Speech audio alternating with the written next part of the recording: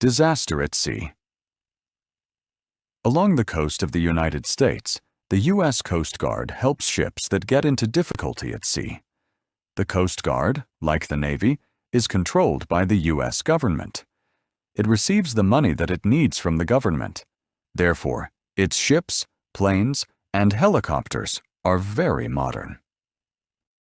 In Great Britain, the system is very different. There are a small number of men, called lifeboatmen, who go out to help ships in trouble. These brave men often risk their lives, but they receive no money for their work. They live in small towns on the coast, and most have other jobs.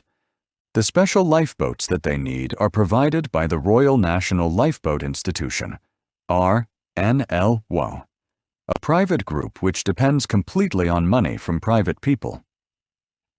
The R.N.L.I does not accept any money from the government. As a result, it cannot always buy the best and most modern lifeboats.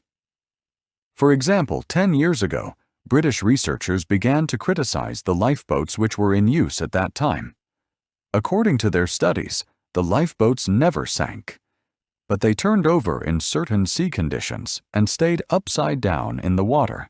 However, there was a new kind of lifeboat that did not turn over. The R.N.L.I began to buy this safer kind of boat, but it could only buy one every year. Some years ago, on the southwestern coast of England, a lifeboat station that did not have the new type of lifeboat received a radio call from a small ship that was sinking. The call came in the middle of the worst storm in 40 years. The sea was very rough, but the lifeboat went out to try to save the men on the sinking ship. 2 hours later, the radio of the lifeboat stopped, and nothing more was heard from them. One day later, a helicopter found the lifeboat. It was lying upside down in the sea. Probably a large wave hit it and turned it over. Everyone in the lifeboat had died. No one had survived. The news of the disaster shocked the people of Great Britain. A number of people began to criticize the lifeboat system.